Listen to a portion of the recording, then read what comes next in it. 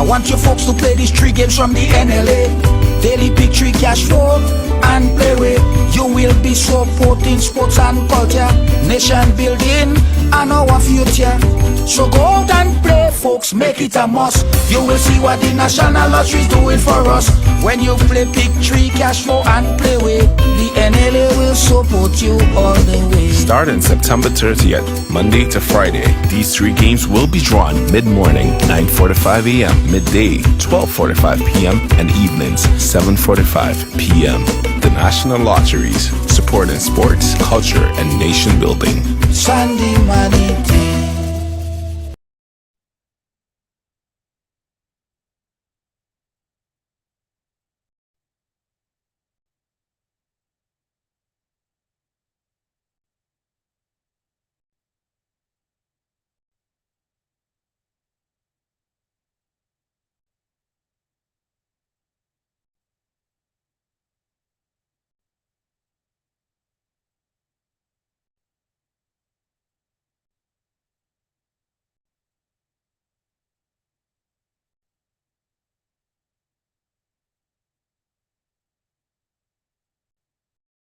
All right. Now you guys should be hearing. Now you guys should be hearing me. Yes. Okay. As I was saying, I cannot be held responsible for Facebook mess ups. That's on them. We try to rectify it. But I realized that the live start and it stopped and it started and it stopped. Who knows? Who knows what they're doing over there? Val, how you doing? Big up yourself. If you can hear me, if you can see me, press the thumbs up. Because today is all about what's pissing you off. Yeah, what's pissing you off? What's getting you upset? Getting you mad? You're just vexed. And you're vexed for no reason. You have reasons to be vexed. And today we have 2 of our very outspoken activists. One, well, there's nothing about a former politician. He's the former agriculture minister. Very good friend, always on the right, very opinionated friend. Michael Batiste is here. Yeah, he's going to be chatting with us, telling us about what's pissing him off, which is a lot. Because, he's a very analytic kind of person. He just, bit-size everything. So he's going to put things into perspective. A lot's happening, and I'm sure that there's a million things that's pissing him off. Wendy, she said 150 NNP. All right, we got you. Also on the live, he is the activist. He's actually, should be named the activist of the year in St. Vincent and the Grenadines. Kenson King. My brother, how you doing? Good night, Junior. I'm good, man. I'm good. nice, man. Yeah, man. How you mean? Whenever you want to make your own category of things. Yes. Yeah, of course. What's wrong with that? We are always interested in what's happening in St. Vincent and the Grenadines. We're always interested in what's happening around the Caribbean. And of course, there's a lot happening in St. Vincent, so we want to get your perspective on it. But also, Mike, are you there? Mike, are you hearing us? Yes, I'm here. I'm hearing you loud and clear. Pleasant evening to all the listeners out there. Thank you, Mike. And of course, Kenson King. Mike, you happen to be in a place I want to be right now. You are in lovely, beautiful Grenada, and you leave all this the snow and everything up here for us. Not nice, Mike. Not nice. You could have let me know that you was going up. It's lovely. In spite of all the difficulties, the economic difficulties that Grenadians are experiencing, Grenada is still the best place in the whole world to be, my brother. Yeah. You're 100% right, my brother. All right, guys, we're gonna go straight into it because we're a little bit late on what's pissing you off. Let's start with Mike. He's on the phone line right now. You're in Grenada. Mike, what's pissing you off? What is happening in Grenada or wherever else that is really sticking in your craw, my brother? What's pissing you off? Well, I think the first thing that I brutally opposed to is the removing of the $150 per month from the vulnerable, the people on the bottom of the ladder. Some of them are elderly people, some of them who have not earned a pension. Those are the people who clean homes, or the people who get their blood, sweat, and tears and still in this country. I think we have to find a way. I think government have to find a way to make it permanent. And the excuse that it was a cabinet decision, of course, is not selling very well. Because a cabinet decision is not a law; it is policies. So, the executive make policies, Parliament pass law, and I think the government ought to find a way. It's not too late. They ought to find a way in restoring that $150 because some of these people they credit in the village shop, they depend on this 150 to pay the water bill, the escalating high utility bills, electricity and food and all of that and all that. Right. And what I think was uncomfortable too is the fact that the government, as soon as they came in, they took a raise, and maybe they have good reason to do so. And they went about going back to the freight of 2019 because they recognize that the conditions that exist in today post-COVID are tough. Right. Are tough. And that the freight has escalated, has quadrupled. And of course, they recognize that. So they give business people an easement. Right. But Mike, let's go back a bit, right? Because as what the Prime Minister said and what Minister Gloria Thomas said in her last presser, she's saying that the $150, it was a sunset legislation. So it was due to expire, right? Although that was known and the folks who was receiving it knew that it would have expired at some point in time. Do you think that this is still a point of responsibility for the current administration? You see, Mike, Junior, the conditions that existed under which when they got that increase is worse today. Right. Electricity prices have gone up. Water prices have gone up. The cost of living has gone up. Look, whether it was temporary or not, right, government has to find a way to make it permanent. We can't play Yangu, political Yangu, with the lives of people. Right. Now, you have to... Mike, you there? Well, I don't know what kind of buzz we're getting from Mike there. But my point of view is that the $150 that was that expired, the $150 from the seed program, is really pissing him off. He's sticking in his craw.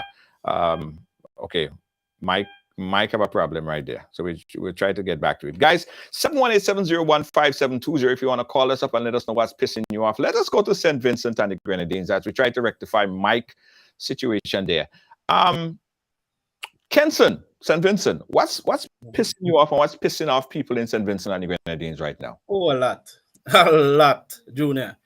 You have healthcare, you have pensions, you have custom duties, so many things. So let me see where to start.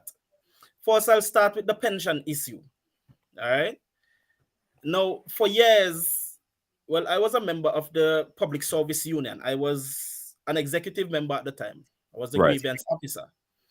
And for years, we had written to the government to have pension reform, to deal with pension reform.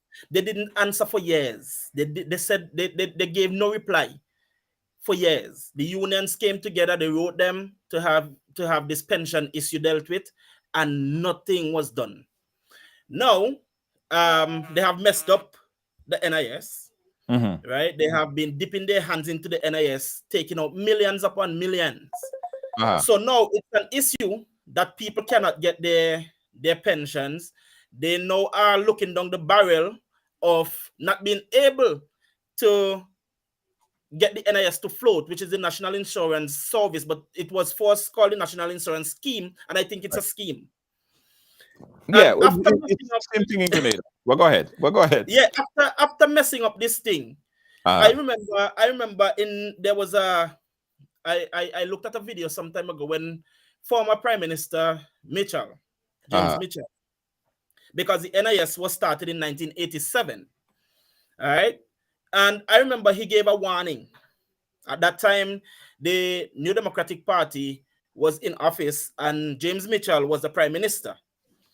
And he gave a warning to Vincentians, where he told them, he said, there are members of the ULP who were in opposition then who wants to be able to touch the NIS, and so they're keeping them from doing that. Right. When Mr. Eustace was head of the NDP after James Mitchell retired, he himself tried to keep them at bay, even though he was in opposition. As a matter of fact, before he came into opposition as head of the party, while Mitchell was still head of the NDP, Mr. Eustace kept him from touching the NIS monies. Right. All right. But now you have the ULP government in office, and they have been meddling, touching, even as far as I'm concerned, stealing the NIS monies. And notice I said stealing. And let me explain why I said stealing. A few years ago, monies were coming out of your salaries to go to the NIS. Right. Then to find out that the government for 6 months weren't paying the NIS contributions into the NIS. When it was brought out that is what the government was doing, you know what they did? They went to Parliament and they turned that theft into a loan. Oh. All right? They now turned the theft into a loan. And what they did is that they did not pay back the NIS all of its money. They gave them a building, a piece of property in Kingstown. The NIS doesn't sell properties. So that was dead money right there. All right? And then on top of that, you have Ralph Gonsalves, not the government, Ralph Gonsalves, every year taking approximately $400,000 out of the NIS to give to college students who did their exams and passed their exams, and giving them $500 each for passing their exams. But then you want to come and tell persons who are paying into the NIS, they may not be able to get their NIS. Now you're starting to put so much restrictions on them for to carry up the age to which people can get their pensions. And then now you came and you put this thing on them where if you decide to take your pension early, let's say you are supposed to get your pension at 65, you're eligible to get it at 65. If you go on retirement, let's say at 60, if you decide to take your pension at 60, you are going to lose 30% of your pension. But isn't that going to bankrupt the NIS for the purpose that it was set up for when people need their retirement? That's the point. Because and already been bankrupt. But in Grenada, they have been speaking about the NIS possibly going bankrupt, right? So what the government implemented, I think that was yesterday, the 1st of February, they increased the NIS contribution by 0.5. So the employee contribution is by 0.5, and I think the employer's contribution is up by 1.5 or 0.5, just the same. And those steps was taken to avert a disaster when people really need the pension. So if those steps are not being taken into consideration now in St. Vincent and the Grenadines, when people actually want their money, what will happen? Well, brother, it's worse. It's worse than Grenada. It's worse than Grenada. Let me highlight a few things for you. Initially, when you came, when the service was set up, you had to give about 500 contributions to be eligible for your pension. All right? Now, they have raised that by 50%. So now it's 750. And a lot of people didn't even realize that because they did it under the table. All right?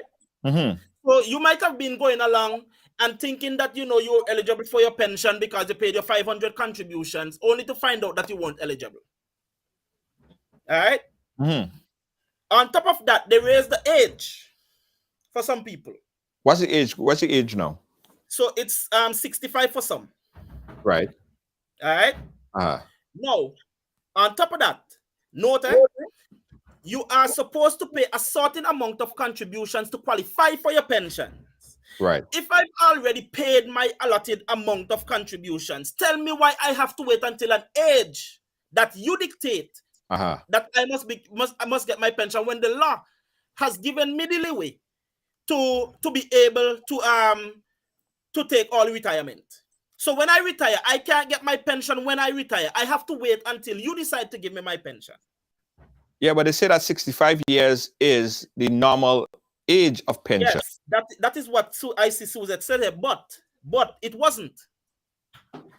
It went up some years ago, maybe about 3 or so years ago, for some workers that you have to wait until 65 to be able to get your pensions. As a matter of fact, some years ago, before Curtis King became the Minister of Education here, he wasn't yet into politics. He was going to be a retiring principal of a secondary school. And I remember we had that town hall with the NIS. At that time, Minerva Glasgow was the second in command. He tried to run for the ULP in the last election, but lost. Right? And I remember him asking the said Minerva, what is he supposed to do within the 9 years that he's supposed to wait to get his pension, although he has already paid his amount of contributions?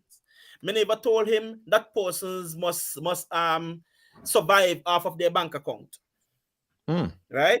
And in a country where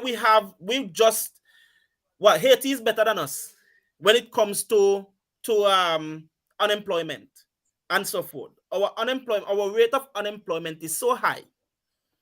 Not just youth unemployment, but overall unemployment. And also indigent poverty has risen under this government.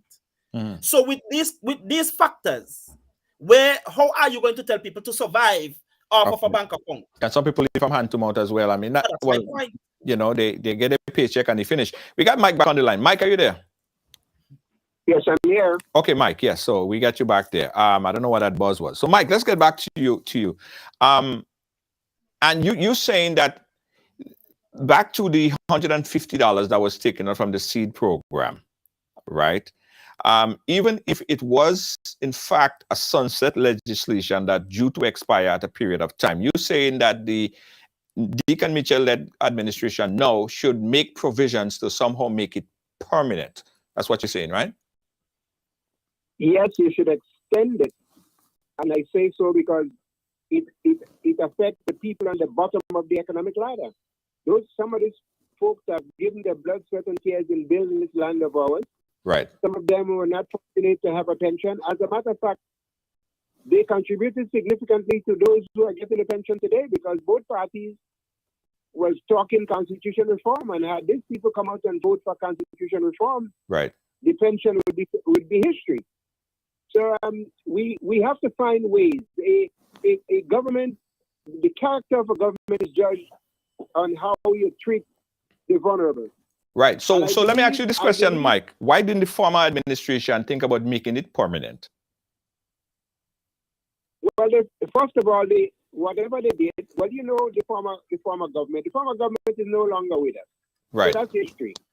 We must stop referencing the former government. Before the former government did a lot of things that I've condemned for the last 25 years when I opposed the former government. Okay?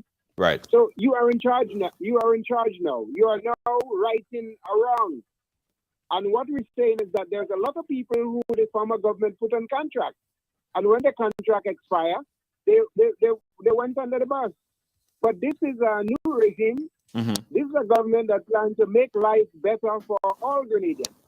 And I'm saying now, what this government needs to do now is to bake a bigger pie so that everyone, the vulnerables, right, the workers, the farmers, the fishermen, everyone can get a slice of the pie. Right. You cannot cater to one set of people while cutting social programs on the other.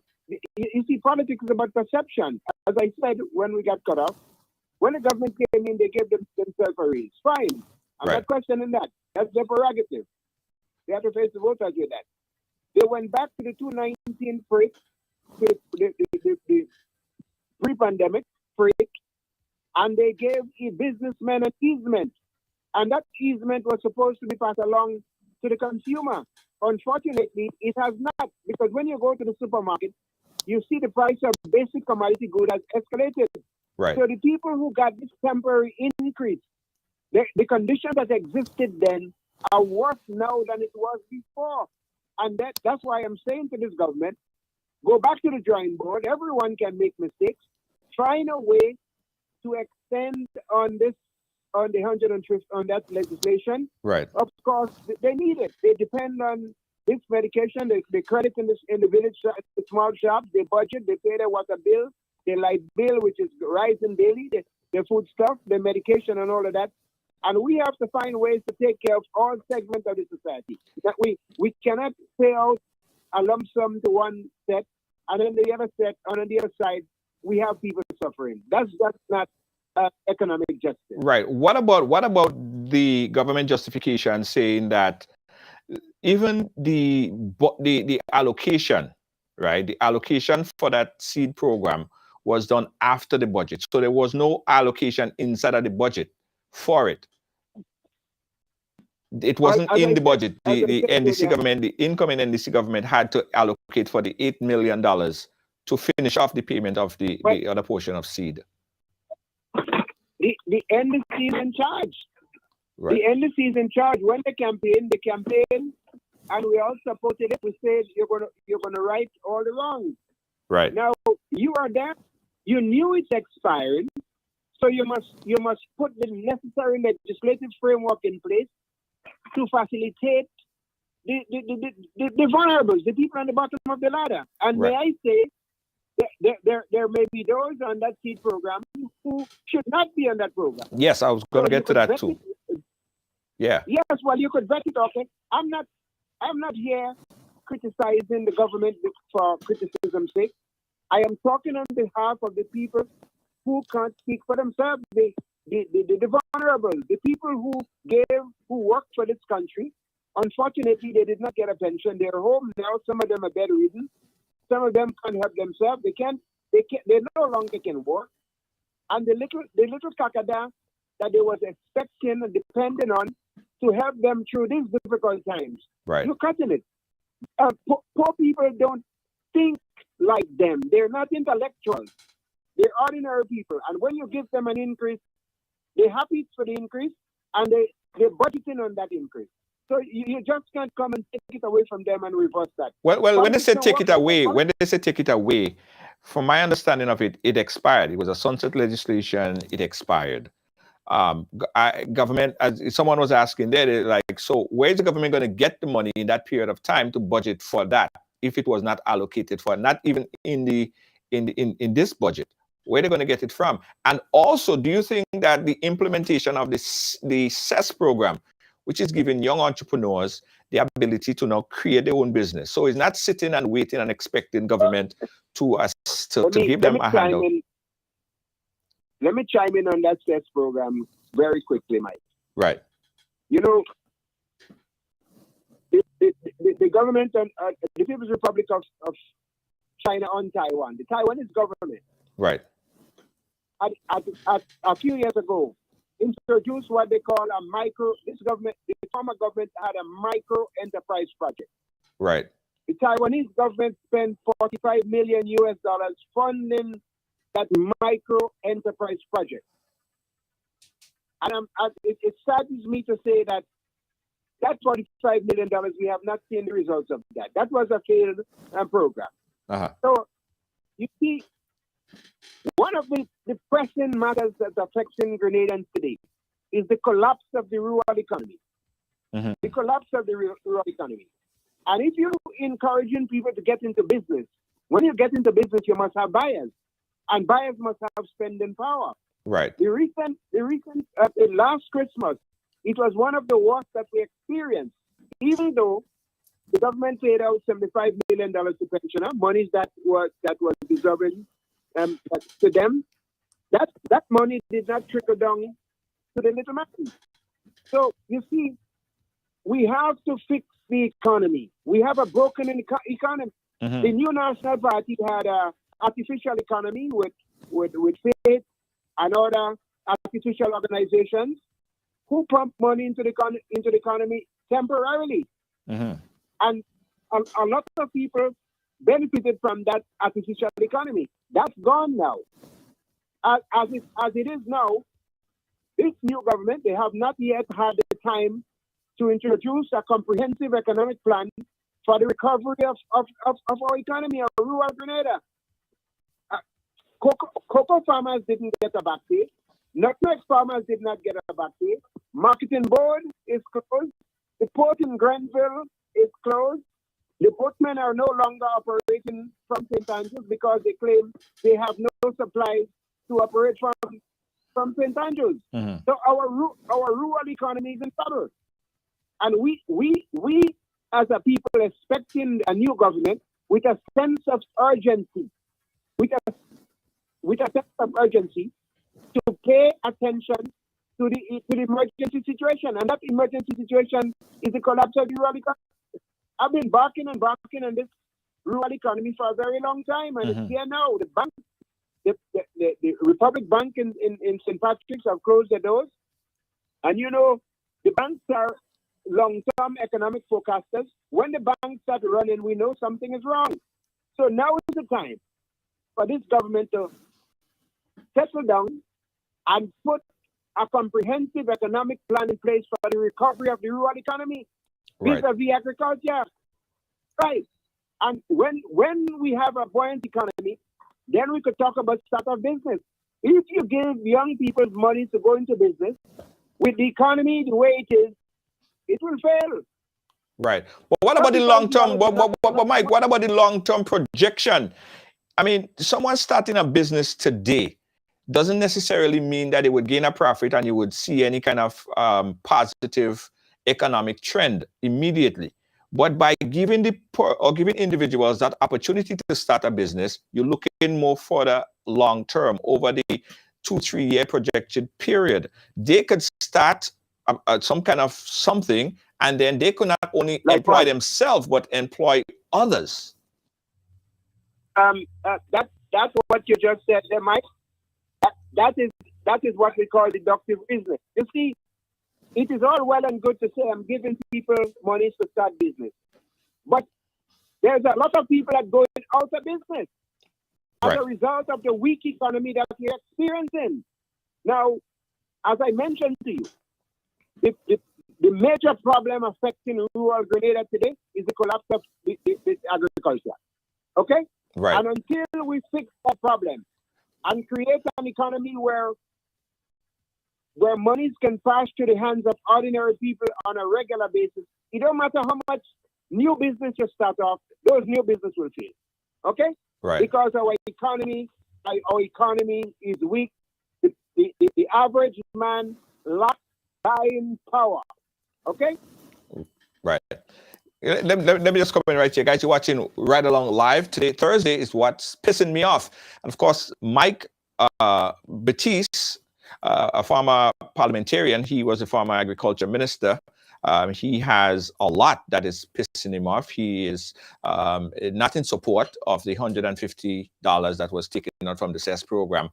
That was a sunset legislation that expired. So that was done. He's saying that the current administration should somehow find a way to make that permanent. And Mike, let me get it. So you don't agree with the implementation of the CES program as it is, correct? No. We must go back to the $450 that these people are getting. Look, Junior, I am in Grenada, you know. I am here. Right. $450 a month for a household is unconscionable. Listen to me, Junior. A pound of green peas, $15 a pound. Tomato, $8 to $10 a pound. Potato, $7 a pound. The price of sugar has gone up. Every single basic commodity good that you could think about have now gone up. Right. And with the collapse of agriculture, Grenada depends mainly on the importation of goods and services into the country. And this is a time where we must recognize our food import bill. We must put our shoulders to the wheel and do in a way that we can put money in the hands of the ordinary people. And the best way to do it, Agriculture is the most distributive part of the Grenadian economy. And we must go back to agriculture. And we have to do so. We cannot continue to follow the failed policies of the previous government. Right. And this question about giving people money to start business. When you look at Grenville today, everybody's selling something on the sidewalk, in the stores, everybody's selling something. Right. You go on the ground and you talk to the sellers and ask them how their day went. Most of them will tell you that they're there, they're doing business, and they can hardly make $50 to $100 when the time comes because business bad. We have lost the lifeblood of rural Grenada, which is agriculture. Nutmeg farmers no back pay, cocoa farmers no back pay. Bananas now selling for $2.50 a pound. Everything has skyrocketed, Julia. Right. Yeah? Let me get Kenson King, but hold on a second, Mike. We don't want to ignore our Vinci friend there, Kenson King, who has been listening on what's pissing off a lot of Grenadian. Kenson, it's a very edgy topic. Everybody have an opinion on it, and a lot of people are not satisfied with the fact that that $150 was taken off. Defenders of it are saying that it was a temporary legislation, and the government it was a sunset legislation that expired, and people who was receiving the $150 knew that it was going to expire. And what the administration is saying now, that they would go back in and sanitize that list, make that list, see who is on the list that's supposed to be there and who not supposed to be there, because they are saying that there are a lot of people on that list who don't need to be on there, don't need to receive that $450 because they plainly don't need it. They need to go and find a job. What says you? What is the welfare system structure in St. Vincent and the Grenadines as it relates to government supporting the poor and vulnerable? Well, I was listening first. Let me say, I was listening to Michael, and I'm very interested in the Grenada sense of it, because I'm following the conversation here in the comments, and I'm listening to him. So I'm kind of standing in the middle and I think I'm getting an understanding of what is being said here. Mm-hmm. But let me say that at least in Grenada, you guys are getting $450. And first of all. Mm-hmm. Second, what the Prime Minister is proposing to do by sanitizing the list, I agree with. Providing that, there is gainful employment there for persons to get. You know what I'm saying? Right. Now, from the Vincentian context of this, there was a poverty assessment report that was done by the government in 2018. Their assessment report, and they hit it.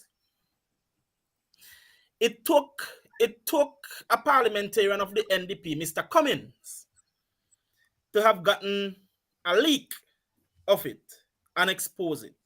Mm-hmm. Right? And we had the eruption in 2021, the volcanic eruption. And Ralph Gonsalves, after hiding that poverty assessment report, note, when it was thrown in his face, he didn't deny it.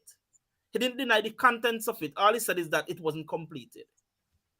Now, you started in 2018. Now in 2023, mm-hmm. when they had the budget debate just a few weeks ago, when it was brought up, here he is trying to dodge to say that, because of COVID and the volcanic eruption, they weren't able to complete it, which is complete hogwash. Here's the thing, Junior. Mm. And I'm getting to the welfare aspect of it, but I'm trying to put this into perspective so you'll understand. Right. Now, what they saw in that 2018 context of poverty is something that they don't want the world, the Caribbean, and even the people here to know. Because Ralph Gonsalves and the ULP has been beating their chests. They brought down poverty. They under them, job opportunities and so forth went up, which is a lie. Mm.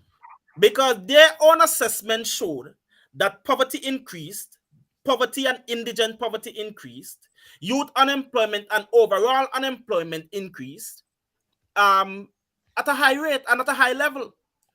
Right? So to get to that social welfare aspect of it, which is even a bigger slap to the face, now St. Vincent is a country of about 110, 108,000 people. Similar to the size the population of Grenada. Grenada. Yeah. Right. And you have 10,000 people presently on welfare in St. Vincent. Uh-huh. And the majority of them aren't the old people. You know, back in the day when I was growing up, you know, people were ashamed if they heard that they had to go what we call here on poor relief. Right. All right. Mm-hmm. People would be ashamed. Young people, you couldn't catch young people doing what we call here road work, the road cleaning program. You couldn't catch young people do that. Mm-hmm. Listen, it may sound like a joke, but young people would have hid behind a blade of grass if they could, so people wouldn't see them walking on the road. Now it become a sector where people are fighting, jumping over one another to get on that program. Right. And it's sometimes like twice a year. And you remember just now I said, you know, at least you people in Grenada are lucky that you're getting $450. Here, for the younger people who aren't able to get a job and so forth, and are there, they get $275 per month. And for the old folks who can no longer work, they get $300 per month. Well, right? it was $450 for a year period. So now we went back down to $300. Right. So here's the thing, right? I heard Mr. Michael a while ago talk about the you know, the state of the economy and talk about inflation and all of that. Now we have to take all of that into consideration too. And I did a breakdown on Sunday night on my program where if a person is actually surviving on $8 and some cents per day. And when you look at the prices of commodities, that is a laugh. But what pisses me off in all of this is, one, the denial of the Prime Minister of the state of poverty in St. Vincent. But when it suited him, he himself stated that we have extreme poverty here. You see what I'm saying? And now you want to deny your own poverty assessment report of what is happening here. And you have, a matter of fact, you have more people on poor relief than you have working in the civil service. You see what I'm saying? So there are more, there are more people. You see how this whole NIS thing come back in, because a lot of these people are getting paid out of the NIS. And they are non-contributing members. They are non-contributing receivers. So the people who are contributing to the NIS, look at your NIS as a 401k, as you might look up there in the US. Yes. All right. And you telling me that when I'm retired, I have to wait if I take all retirement. Let's say I started working at 18 years of age. Here in St. Vincent, you are entitled to your government pension and everything else and retirement at 33 and a third years of service in the civil service, right?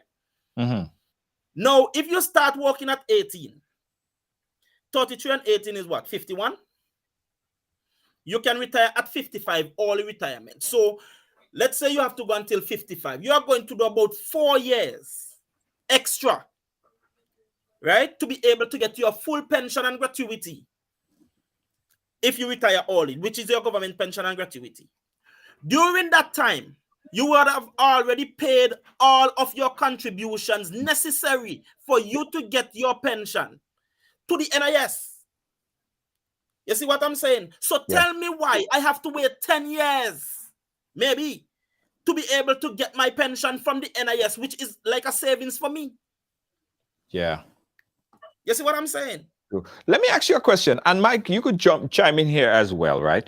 Do you think that a lot of these poor relief programs that government put in place is to kind of keep some certain government in power? So if you keep people needing your assistance, they would forever vote for you. because it's a bargaining chip. If you get rid of me, then you know you're not gonna get that whatever amount. So kind of like government create an industry. I'm not saying that that is the case here, but do you think that that is the case where government sort of create an industry, and the industry is called poor and vulnerable, and they back up and support or prop up certain government? Do you guys think that that's sort of kind of like what's happening here? Mhm. Well, let me chime in there first, Julia. Yeah. There was a poverty assessment survey done in 1997 by the UNDP, and it concluded that 40% of the people in Grenada was living below the poverty level. And we talk about the working poor. We talk about that was before Ivan, before Emily, before the world recession in 2008, and naturally before COVID. Mm-hmm. Now, COVID has brought along some challenges, serious challenges. High freight, high cost of living, high energy, the war, coupled with the war in Ukraine. It has made the life of the vulnerable even more difficult. Mm-hmm. And as I said before, this government recognizes that, and therefore they went back to the freight of 2019 to offer some easement to the people at the top of the ladder. That's the business. Mm-hmm. And that was done to ease the duties on the port, to see how that could stimulate business a little bit. But that was supposed to pass along to the consumer. There were no price control officers. While it was a good program initially, it sounded good on paper. Right. But most of the gains of this business people was never passed along to the consumer. You better talk about St. Vincent. The cost of living in St. Vincent is a lot lower than the cost of living in Grenada. Mm. And I don't know if the brother would recall, and I do not want to get back in the Vincentian party politics. But I thought that our politicians on this side of the aisle would learn from the speak and spat that Ralph Gonsalves and the then Prime Minister had when the Prime Minister of St. Vincent was offering the Grenadian people food. One would thought that a new government coming in would recognize the difficulties we had during COVID, and with a sense of urgency, hit the ground running with a recovery plan to resuscitate rural Grenada. Rural Grenada is in trouble. Mm-hmm. It has nothing to do. It has nothing to do with this present government. Rural Grenada was in trouble before this government came in. Right. And hence the reason why I'm saying to you, to now pick on the people at the bottom of the ladder, it's unconscionable. If you want to vet out people who are not supposed to be in the program, Mm-hmm. you can simply do so. Grenada is a small place. It's easy to do. Okay? So the World Bank, the UNDP, the IMF, those international bodies, they give funding to this government based on their poverty level. Right. Okay? And the income per capita. That's in most cases that's how they give grants and grant aid to this country. Grenada, for one, should be receiving more, but we have a culture in Grenada poor proud. Sometimes when the workers go around the country and talking to people about the economic condition, they're ashamed to tell this the people doing the survey. They're ashamed to tell them of their conditions. They're afraid to tell them how many people in the household. They're afraid to tell them the economic power of that household, and therefore, as a result, Grenada lost millions. St. Vincent, on the other hand, have food, lots of food. There's no way the brother could tell me that a pound of green peas in St. Vincent would be $15, or a pound of sweet potatoes, or a pound of cabbage, $9. So basic commodity, basic goods to the average Grenadian has skyrocketed. And that has nothing to do with this government. It was an ongoing thing, but we can't leave it, so we have to fix it. Okay? Right. And we cannot we cannot zero in on the people of the bottom of the economic ladder to solve our economic problem. We have to do better than that. Right, right. Guys, we're chiming in here live and we're talking about what's pissing you off on Thursday.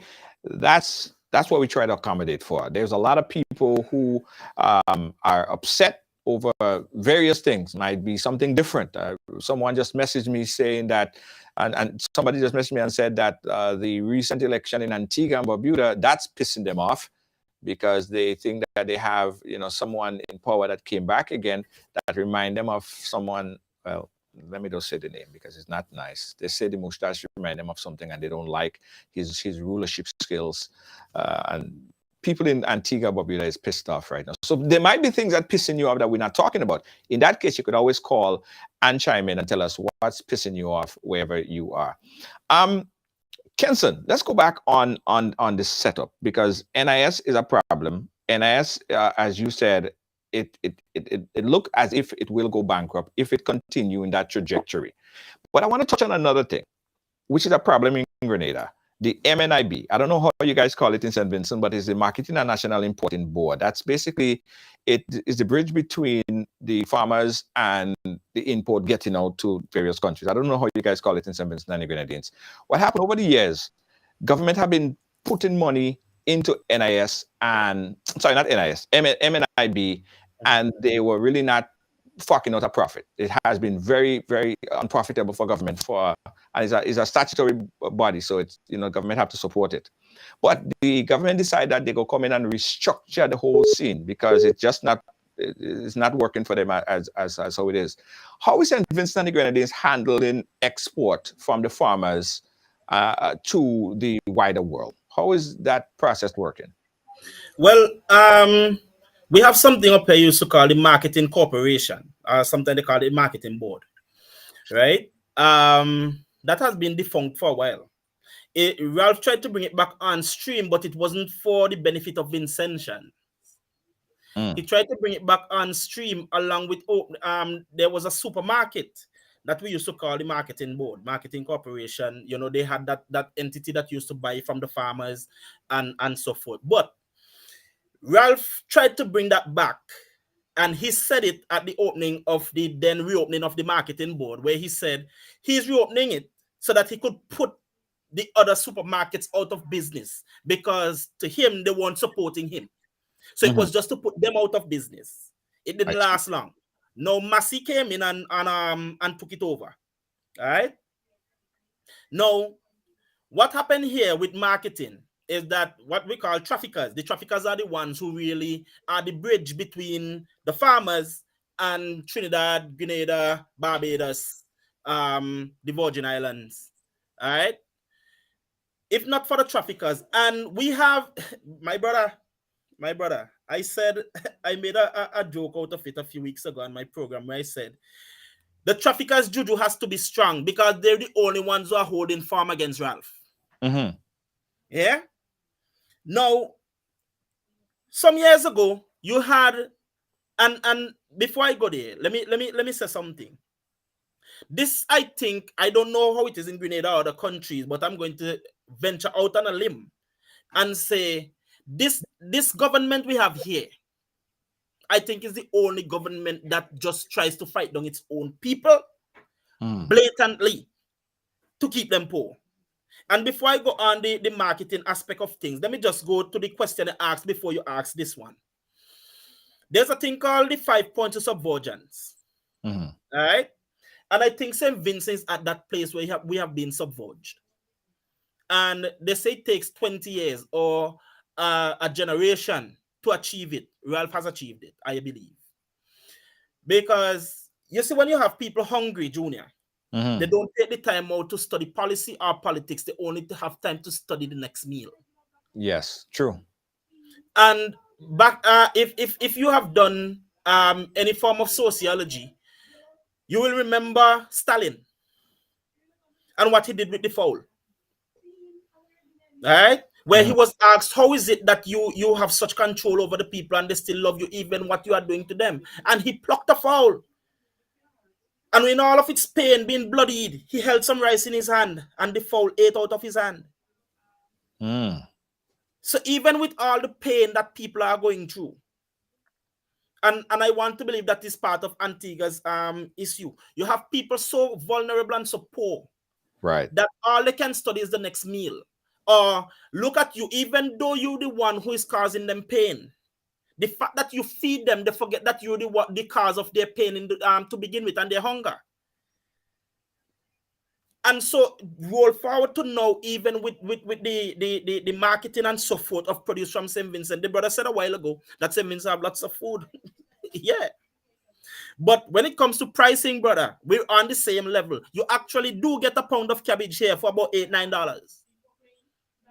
You see?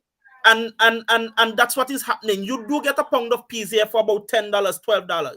The green peas that they will sell you in the vegetable market. All right, around Christmas time, you start talking about 20, 25, even $30 a pound. Right.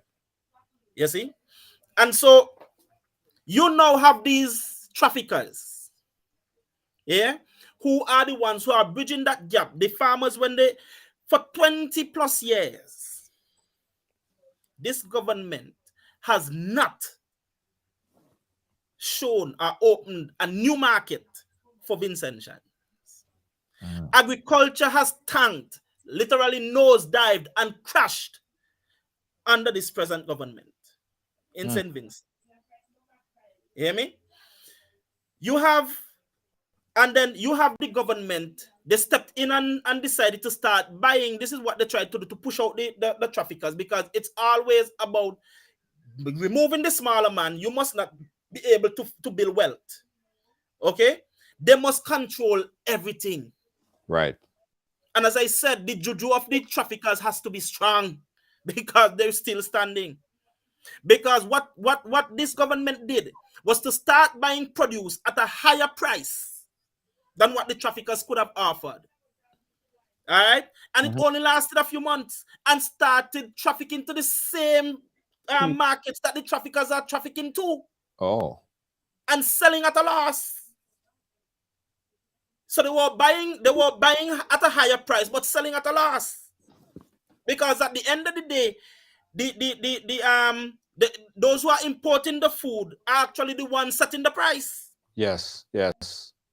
So when the traffickers come and say, boy, I could only buy this for $2 a pound because of the way the market is in Trinidad or Barbados, the government came and offered $4 a pound. Yeah? And this is what happened. They had to sell at a loss, and so they had to stop it. Now, what is happening again is that presently the Minister of Agriculture is partnering up with some persons from Dominica, Right. to start buying goods again to send to the same markets that the traffickers are already in, and capping the amount of money, which they already did before, and now do it again, the amount of money that the traffickers can bring out of Trinidad or Grenada or wherever else into the country. So they're making it even harder for them to bring their money out so that people can get paid. You see, and that is what is happening presently. So you see, when you look at the big scale of things, everybody have the same problem. Mike, it seems like the whole Caribbean region have the same problem. Let me talk about Grenada. I don't know what the conditions are in St. Vincent, so I'm not in a position to say anything on that. I want to keep my politics local, Grenada. Right. Now, when the marketing board was created, the terms of reference on the marketing board was to market farmers' produce, excess produce. Okay. From 79 to now, agriculture's contribution to our GDP is less than 6%. Okay, from the demise of the GLP and the PRG, agriculture took a nosedive. The marketing board became a casualty as a result of the collapse of agriculture. And simple put. But what about bad management? That's well, I was getting to that. Okay. It's political patronage jobs. Political patronage. Because the previous government put a lot of their supporters on that board who knew nothing about marketing, who knew nothing about trade, agricultural trade. They were buying farmers' produce at very little. Farmers became very upset with the conditions set by marketing board, and they were not giving them their produce. With the dive in agriculture, the collapse of the rural economy, it means that farmers who have two bunch of plantains or two bunch of bananas, they would rather stand on the sidewalk and sell their two bunch of plantains or two bunch of bananas than give it to the marketing board. So like the port in Grenville, marketing board became a casualty because there's really nothing for them to market. But now, Junior, if we look at our food import bill, our food import bill on poultry is over 80 million. Yeah. Other livestock, fish and other stuff, the time has come where government has to amend that legislation and give marketing boards a new terms of reference. Marketing board could very well be a processing facility where farmers could grow the chicks and dump it in marketing board. Marketing board can set up a hatchery. Marketing board can help in the procurement of feed and so on. And we can restart. We can jumpstart the rural economy with marketing board, but not by buying sugar and flour and rice. We could jumpstart marketing board by using marketing board as a processing facility so that every rural home can now be asked to grow chicken, can grow livestock. Marketing board would then be used as a processing facility where they're going to just dump off their produce in marketing board, get a check and go about their business and continue producing. So we have to look at our food import bill and look at how high our food import bill is. And marketing board prime now, they have the facilities, they have the infrastructure. This new government have to think seriously about a new direction for marketing board. Marketing board now, the terms of reference should be to help reduce on the huge food import bill that Grenadians are experiencing. Right. We're going to send, the water is talking. Grenadian farmers are going to St. Vincent to buy cows. They're going to buy pigs from St. Vincent. It tells you that if you are comparing the two economies, St. Vincent is supplying Grenada with lots of agricultural products, including livestock.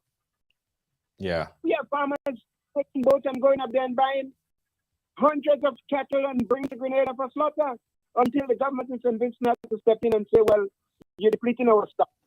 They bring pigs from St. Vincent. So we have a lot to learn from St. Vincent. Yes. St. Vincent had a few hurricanes, but after every hurricane, St. Vincent agriculture has bounced back. They're still shipping to Trinidad. They're shipping to the Leeward Islands. They're shipping to Martinique and Guadeloupe. And they're even shipping dollar banana to Europe. Banana industry have died since I occupied that chair. Grenada no longer ship not a pound of banana anywhere. So St. Vincent is in the agriculture business. Maybe they can do more, but unlike Grenada, our agriculture has collapsed. Our agriculture industry has collapsed. Yeah. Our nutmeg, which was premier in the world, we are now down to number 10 or number 8. We were 1 and 2 respectively with Indonesia. We formed a cartel with them in the early times. Now we are almost out of the nutmeg business. Cocoa is an life supporting system. You can hardly find a ripe banana on the streets of Grenada today. So this brother have to come here and look at our agriculture sector before you make that comparison between St. Vincent and Grenada. Yeah. Okay. The truth about it, as I said, I see a lot of similarities between the St. Vincent economy and politics and Grenada. Of course, we spoke about the way how the government treat that sector that's created, the poor and vulnerable, which in a lot of ways I disagree with that sector. I firmly believe that if you give a man a fish, every day he'll come back and ask you for another fish. But if you teach a man how to fish, mind you, he's gonna find a way to feed himself over time.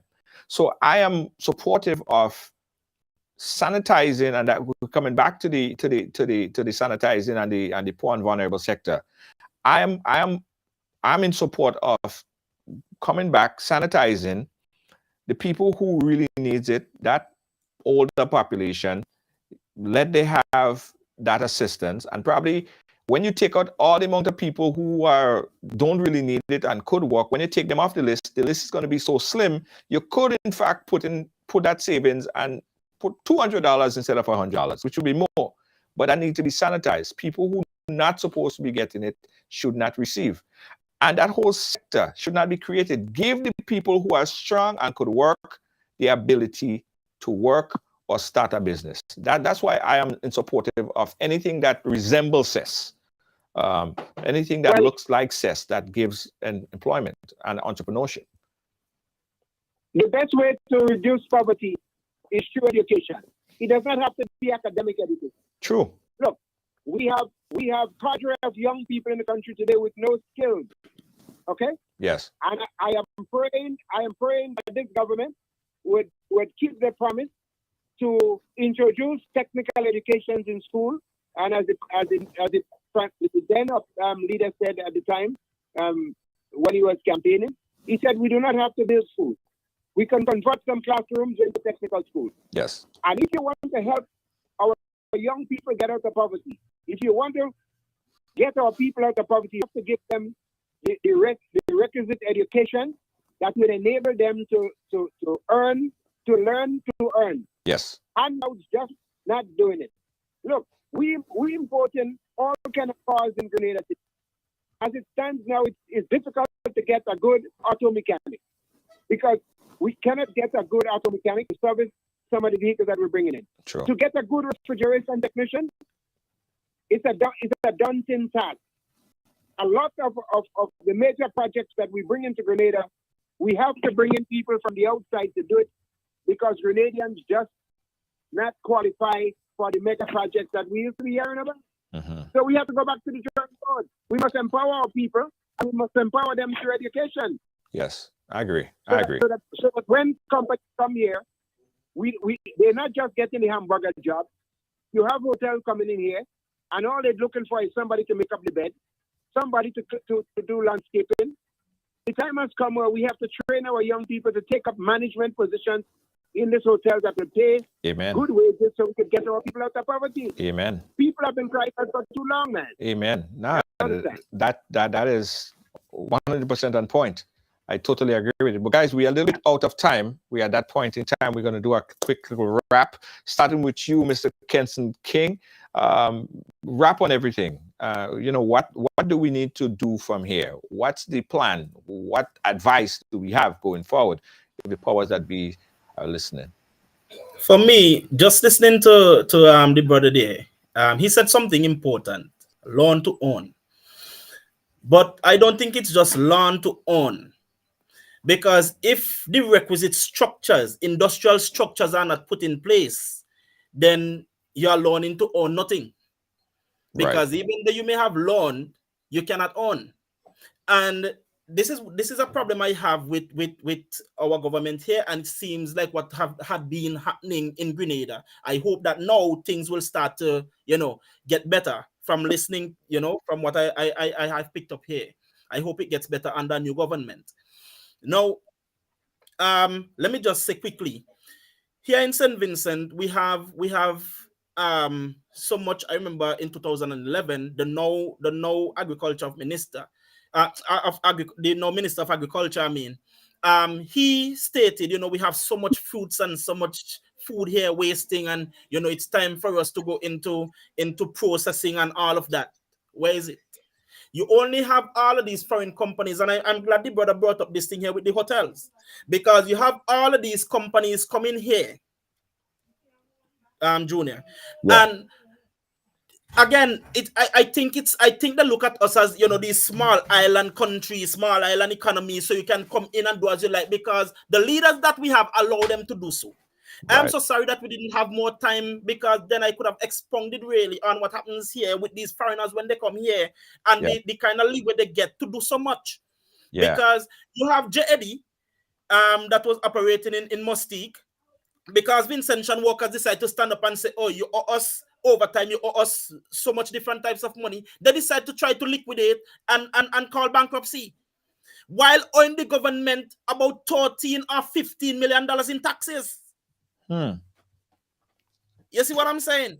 And then you have these other entities coming here, and only thing Vincent, like for example, Rainforest, allowed to come here, given 15 years tax-free concession, duty-free concessions, custom duties concessions, for 15 years with the option to renew, while killing our fishing industry here, raking in millions of dollars already in profit, while the Vincentian people see none of it, and not a single Vincentian is in a managerial position. They're only here to clean the fish. And that's what Mike was saying. That's my point. Yeah. No. That it is sad. It's so strange. Well, not strange, but it's funny that the same situation that exists in St. Vincent somehow exists in Grenada, especially when you have, well, of course, I don't know how much you guys work in reference to the CBI program, but where people come in to do projects, there is a big project in Grenada right now that basically is a big ISO, is a big structure of wall that is not going to be completed because the former administration had a fallout with the owner. So that ISO remains there in Grenada, and is there in Grenada, and it doesn't seem as it's going to ever be completed. Mike, I don't know if you're familiar with the, what is it, Mike? Yes, I'm here. Yeah, I don't know if you're familiar with that project. What's the name of that project again? The big Bay Marina, something Bay Marina. Yes. Right. Yes, So yes. that particular, Well, and he's saying something similar in St. Vincent, where folks are coming in and be given all this concessions and tax free, and they're just coming in and they employing the native of the island as people to clean fish and to do landscaping, as you said. Junior, Mm-hmm.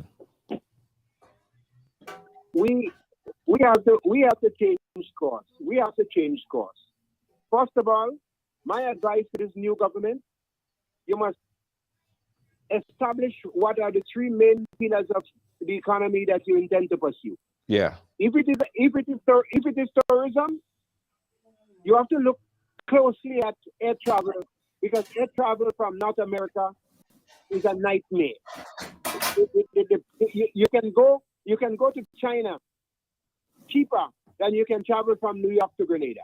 Yeah. And you cannot talk about tourism being your premier pillar of the economy. Even Grenadians in North America or Grenadians in the diaspora having difficulties coming home, because sometimes on a festival, they're asking you to pay over $4,000 for a ticket. Yeah. So if agriculture is it, you have to sit down and work on making air travel a lot more affordable for the average Grenadian. Yeah. I was disappointed when I heard the lone NDC elected member in St. Andrews, when he stood before the microphone and he talked about a creative industry. And I want to say to my dear friend, don't reinvent the wheel. We have a rural economy that collapsed. Agriculture is in trouble. The rural people is in trouble. St. Andrews is in trouble. There is no circulation of money in the hands of the ordinary people.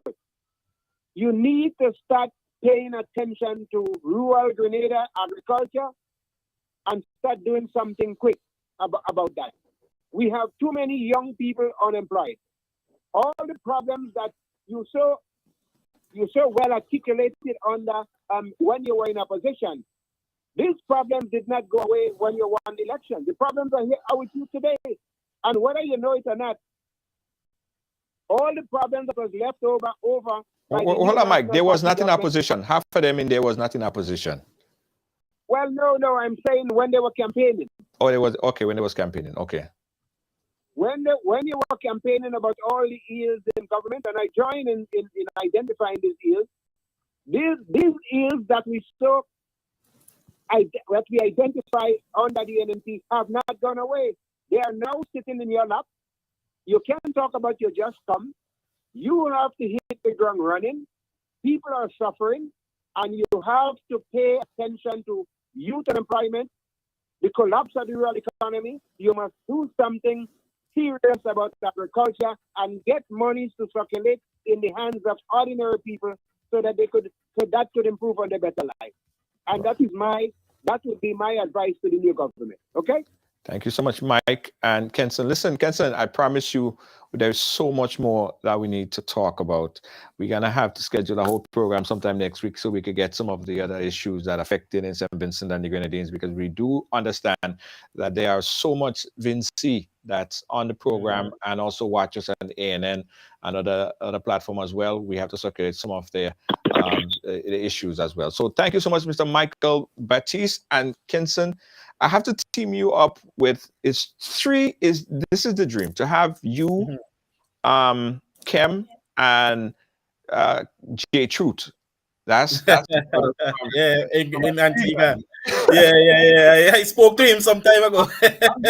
You, Kenson King, Kem Jones, and Jay Truth from Antigua, and you sure you want that, Annie? Yo, we are. Fire is gonna light because you guys advocate and you don't mince words when coming to your opinion and stuff. But thank you guys so much. We're gonna hook this up, Kenson King.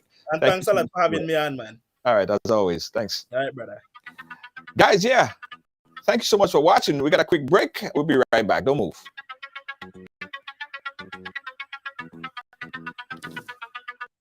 Grenadian products are now only a mouse click away at GrenadaMarket.com.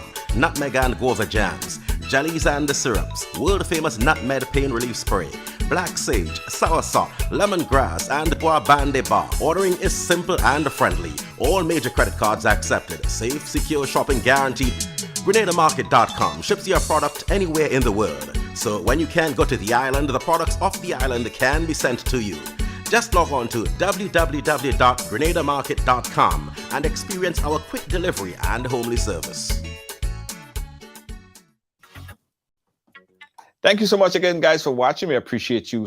On behalf of all our production team here at Ride Along Live, we say thank you. And guys, listen, on Thursday, I want you guys to make a list, right? Make a list of things that pissing you off. So on Thursday, we're gonna come right here and talk about it. All right, no matter what it is, this is the venue, this is the avenue for you to vent on the things that's pissing you off. On behalf of all our production team here, our executive producer Lois JJ, thank you so much. Hardest working person in media, I'm telling you, boy. Our moderators, also very hardworking. Kibbs, Deanne Fraser, and Gail Charles, thank you so much. Don't forget, Ride Along Live is right here and also on TikTok. You can also watch us on TikTok, on YouTube, and not forgetting Riders Radio, our brand new 24 hours radio program. In fact, a lot of our listeners are tuned in right now via ridersradio.com. How you guys doing? Thank you so much. So if you like, you share, and how can I forget? For the people who gave us stars, I appreciate you. That's how we grow, guys. And the donation, the assistance, advertising helps as well. And, it keeps us on air, keeps the lights on. Right? Yeah. Thanks again, guys. We'll catch you guys again tomorrow. No, one other thing, guys. One other thing, very, very serious. Now, that trip to Dubai, I want you guys who committed to going to Dubai, ride along to Dubai, to go ahead and confirm, right? Go to riderstravel.com and confirm your trip to Dubai. The reduced down payment is only $250. So you could go and do that tonight. We have 7 days to confirm this, right? So make a move right now. It's Ride Along in Dubai. That's in October, but you have to put on that $250 to confirm that trip with us. All right. Catch you guys again tomorrow. Good night.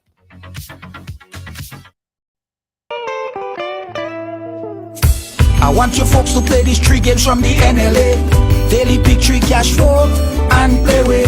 You will be supporting sports and culture, nation building and our future. So go out and play, folks, make it a must. You will see what the National Lottery is doing for us. When you play pick 3 cash flow and play with, the NLA will support you all the way. Starting September 30th, Monday to Friday, these 3 games will be drawn mid-morning, 9:45 a.m., midday, 12:45 p.m., and evenings, 7:45 p.m. Carpentry and Cleaning Servicing, providing exceptional carpet and cleaning, floor installation, refinishing, home renovations, drywall, painting, plastering, doors and moldings, electrical and plumbing, and much more. We are a one-stop shop for all your professional needs. Give us a call today on 718-221-5572. That is 718-221-5572. Or you can call our cell on 917-939-3192. Check out our sales on all services. We're located at 218 Schenectady Avenue, Brooklyn, New York. Phillips Carpentry and Cleaning Servicing. Established in 1998, Ross Road and Funeral Services continues to assist you plan the ideal funeral or memorial service locally or internationally. Our reputation is built on providing personalized funeral services based on love and compassion. Call Ross Road and Funeral Services at 718-547-0640. Ross Road and Funeral Services, where your loved one is our loved one. Grenada is on the road to 50, but this year we celebrate 49. Under the patronage of the Consular Office of Grenada in New York, the Grenada Independence Anniversary Committee New York invites you to celebrate Grenada's 49th anniversary of independence, January 27th to February 4th. Happy birthday, my dear Grenada. Our theme this year is the Journey to 50, reflecting on the past, planning the future. We shall be graced with the presence of Grenada's Minister of Foreign Affairs, Trade and Export, Honorable Joseph Andel, Minister of Mobilization, Implementation and Transformation, Honorable Andy Williams, and Member of Parliament of Her Majesty's Opposition, Honorable Delma Thomas.